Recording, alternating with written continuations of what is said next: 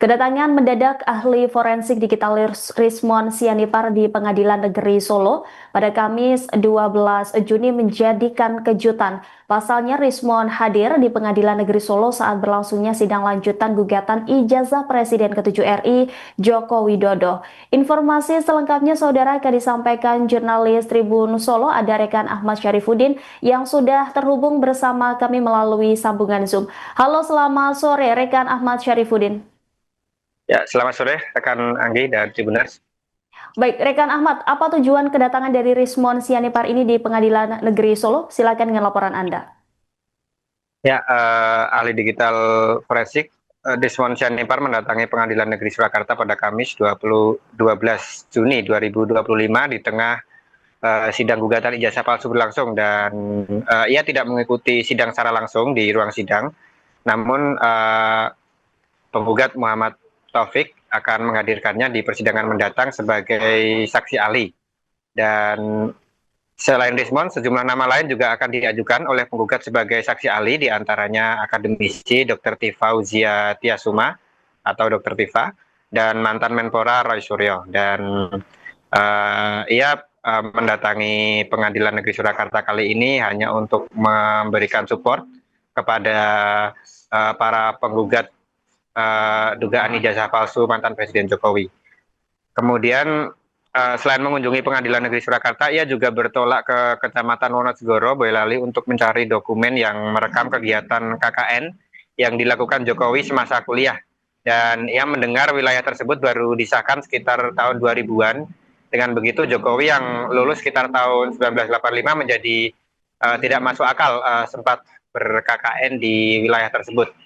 Begitu rekan Anggi dan Tribuners.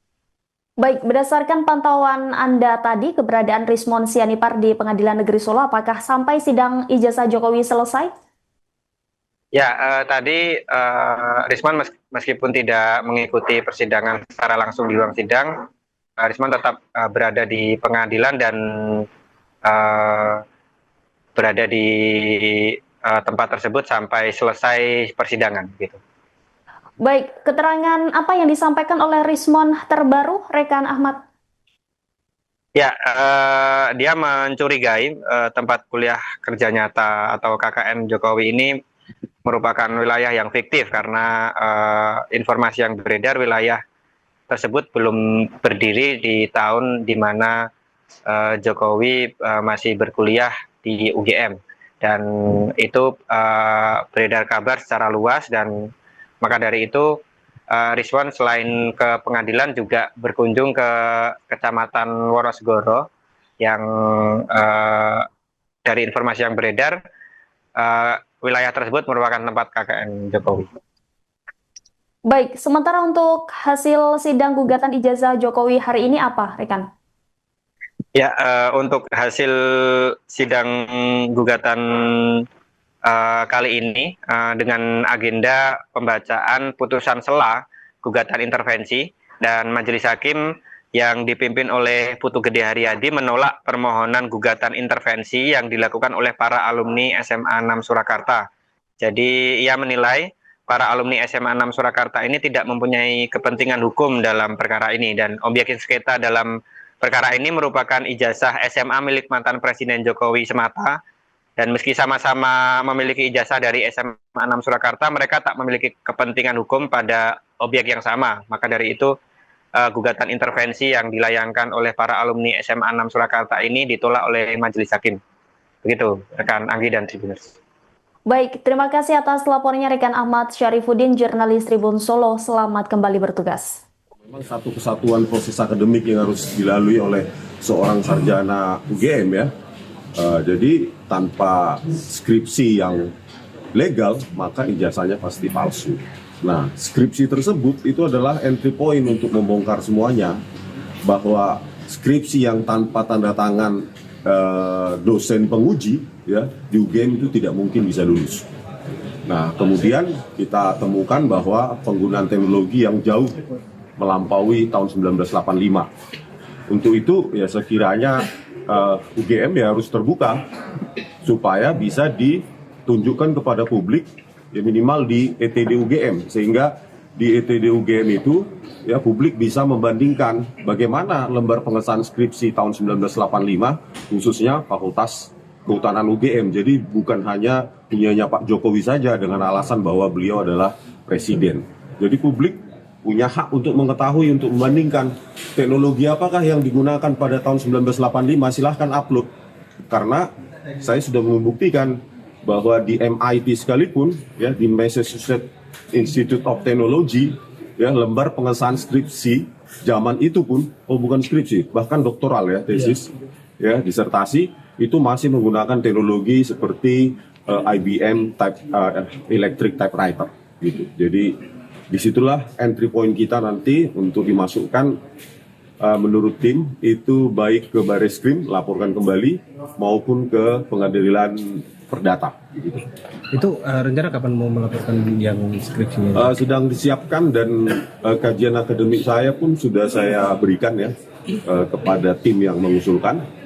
Tinggal ditunggu saja. Yang penting saya sudah menuliskan hal-hal yang perlu dilakukan kepada Bareskrim ya, maupun ke Pengadilan Perdata ya Pak. Ya. Sekaligus. Ya, jadi itu juga berkaitan juga, semua proses akademik itu berkaitan. Jadi proses mulai dari registrasi yang ternyata Pak Jokowi menuliskan sendiri bahwa ketika registrasi awal tahun 1980, tahun akademi 1980-1981 merupakan ditulis adalah SM, Sarjana Muda. Terus registrasi atau pendaftaran ulang tahun akademi 1981-1982 juga Sarjana Muda opsinya yang dipilih gitu, ada 4 pilihan. Pertama diploma, yang kedua sarjana muda, yang ketiga sarjana, yang keempat profesi. Tetapi 3 kali ditanyakan, 3 kali juga dibulati adalah sarjana muda. Jadi kalau memang Pak Jokowi sejak awal mengambil program atau tingkat studi sarjana muda, maka tentu tidak mungkin ada skripsi. Maka tidak mungkin juga ada KKN. Tidak mungkin juga ada ijazah sarjana kehutanan UGM. Yang memungkinkan adalah sarjana muda kehutanan UGM dengan gelar BSc gitu, Pak. Oke, terima kasih Bang. Kalau kedatangan di PN Solo ini dalam rangka apa Pak?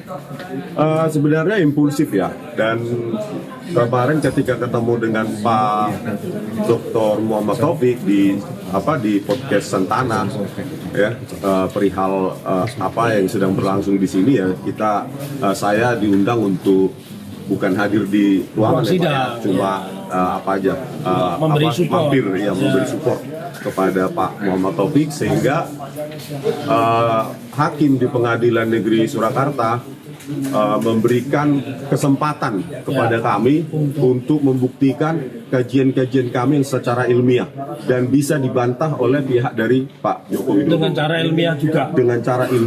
Jadi alasan Bang Rismon kemarin kan kami podcast lewat Santana, salah satu alasan prinsip kita ingin di Surakarta ini dimulai peradilan intelektual.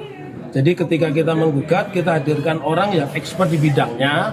Nah otomatis jangan sampai yang kita takutkan itu tidak pernah ada pembuktian tentang ijazah, tiba-tiba hanya berhenti pada dikabulkannya eksepsi. Ini kan sangat berbahaya. Jadi bahkan Bang Rismon ini berseloroh dengan saya, Pak Taufik, saya mengatakan 90,9% itu tidak akan ada pembuktian ijazah. Ini kan berbahaya ini, kalau seperti ini sampai kapanpun akan menjadi masalah.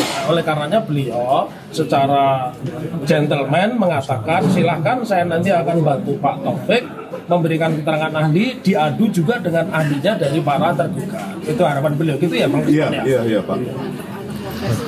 Resmi jadi saksi ahlinya. Iya. Jadi ketika kita mendaftarkan itu ibaratnya main catur, kami sudah siap. Pak Roy Suryo, Bu Dr. Tifa, ya Bang Rismon itu sudah kami hubungi. Siapa saja? Ya? Kami hubungi ya. Mas Taufik, siapa saja yang mau diajukan ahli yang mau sebagai kita hadirkan, satu telematika itu Pak Roy Suryo, kemudian kalau digital forensik itu Bang Rismon dan Bu Dr. Tifa. Tapi nanti kita juga, beliau ini kan ternyata traveler, jadi kita juga mau jalan-jalan jangan kaget ya. Kemana Pak kita habis ini? Wonosegoro. Kita iseng-iseng mampir ke Kabupaten Boyolali, Iya. Kecamatan Wonosegoro. Wonosegoro tempat Kan, KKN-nya Pak Jokowi. Nah, jadi banyak apa yang beredar kan di media sosial, kan kita takut hoax banyak ya kan. Jadi mumpung kita ada di Solo, Ya. kenapa enggak kita mampir untuk ke Boyolali, Kecamatan Wonosegoro. Katanya kalau di media sosial dikatakan bahwa desa-desa tersebut baru berdiri tahun 2000-an. Kan? Bagaimana mungkin seseorang Belum ada desanya sudah dipakai KKN di situ. Nah, kita juga kalau bisa nanti meminta camatnya di sana untuk membongkar kembali. Ada nggak mahasiswa Arsip. UGM ya arsip? Di kelurahan pasti ada itu Pak. Oh, di kecamatan Ada, kecamatan juga. ada, kelurahan ada. Jadi ya iseng-iseng untuk investigasi lapangan lah gitu. Jadi teman-teman catat iseng-iseng berhadiah. Kalau ada data itu berhadiah, kalau enggak ya kita ngopi di sana. Iya. Dr. Kafe. Rismon takut nggak besok kalau ada ahli dari sebelah sana bernama Joshua Sinambela?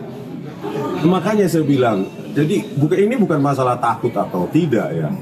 Hadirkan saja, makanya hakim di Pengadilan Negeri Surakarta ini jangan menolak eksepsi. Jangan menerima eksepsi. Ya. Jadi ada tanding ilmiah. Ya. Solo, Ya. Pengadilan Negeri Surakarta menjadi tempat untuk mencerdaskan publik juga. Ya. Di sana ya hadirkan puluhan ahli, di sini juga bisa kita hadirkan Puluhan ahli juga. Gitu. benar. Jadi mencerdaskan, jangan kesempatan itu ditutup Ya. dengan menerima eksepsi. Kalau begitu ya hanya tanding di podcast nanti kita atau di media Dan sosial. itu sudah terjadi di Pengadilan Jakarta Selatan, Jakarta Pusat, Tata Usaha Negara. Iya. Yang katanya menang ya Pak? Masa yang keempat kan seperti ini. Kenapa? Yang kemarin katanya menang. Nah, menang. Nah, ini kata-kata menang ini mau saya tantang nih. Bisa nggak yang namanya Mas siapa itu? Yakub Yakub Hasibuan membuktikan satu kata saja di putusan pengadilan itu mengatakan menang. Itu aja. Ya. Kalau ada kalimat di putusan pengadilan menang, itu harta saya serahkan kepada Mas Yakub Hasibuan. Benar, satu kata saja di situ bahwa pengadilan memenangkan ini, mengalahkan ini. Karena nanti pertanyaannya merembet, skornya berapa begitu? 6-0 atau 3-0 atau 2-1. Jangan sampai di sini eksepsi diterima juga, Iya. NO terus Iya. dinyatakan menang juga. Menang juga. Ini KY hadir nggak? Hah? KY hadir nggak? Insya Allah. Insya Allah. Kami akan berembuk apakah kami akan melakukan ke proses hukum berikutnya atau kami menerima dan kami akan berproses secara non formal untuk mendukung apa yang dilakukan nanti oleh P3 dalam hal ini SMA Negeri 6 Surakarta. Itu yang kami sampaikan. Terima kasih. Pak, berarti dengan tidak dikabulkannya ini data-data yang sudah terkumpul untuk pembelaan nanti seperti apa? Nanti kami akan menyampaikan kepada pihak SMA 6 yang sebagai tergugat 3. Jadi kami tetap akan mendukung dan akan berpartisipasi secara penuh meskipun secara non formal. Tetapi kami akan berada selalu menggawangi dan mengawal proses hukum yang sekarang sedang berjalan, yaitu proses hukum di Perdata nomor 99. Oke, terima kasih. Proses pembelajaran hukum di Indonesia, intervensi itu kan jarang dilakukan, dan kemudian kalau kepentingannya dianggap berbeda kaitannya dengan bukti-bukti yang dimiliki oleh intervenin maupun penggugatnya atau tergugatnya, yaitu sebuah kewajaran karena memang produk hukumnya, nomor ijazahnya beda, namanya beda dan lain sebagainya berbeda, sehingga hakim berpendapat bahwa ijazahnya Pak Jokowi merupakan produk hukum sendiri dan ijazah klien kami juga produk hukum sendiri. Karena itu tidak bisa objeknya jadi bukan ijazahnya Pak Jokowi, maksud saya ijazahnya Pak Jokowi sebagai objek sengketa dalam perkara tersebut tidak bisa dipersamakan dengan objek sengketa yang kita ajukan sebagai intervenin. Karena di proses acara keperdataan itu bahwa yang menjadi bukti formal itu yang menjadi objek sengketa. Begitu. Terus langkahnya seperti apa, Dok? Langkahnya gimana? saya kira nanti kami akan berunding dulu untuk mengajukan proses, misalnya terkait kami tidak setuju dengan pendapat hakim tadi, kami akan mengajukan banding atau kasasi nanti, itu proses. Tapi itu masih wacana ya, karena menyangkut, kami menyadari bahwa untuk intervensi itu tidak mudah seperti yang kita gambarkan, karena memang objeknya harus sama persis. Objek sengketa ini kan ijazahnya Jokowi yang dianggap palsu, padahal ijazah kami kan ijazah orang lain kan gitu. Saya kira itu. Tapi kami tetap ya secara tidak langsung nanti apabila kami menyatakan tidak akan mengajukan banding, sidang perkara perdata nomor 133 PDTG 2025 PMSKT kami sudah menyiapkan jawaban-jawaban atas gugatan. Kami sudah siap tergugat 15. Jadi meskipun demikian besok tetap akan membantu ya, misalnya membantu non formal ya. Formalnya kita tidak bisa membantu, non formal membantu. Saya kira itu. Download Tribun X sekarang, menghadirkan lokal menjadi Indonesia.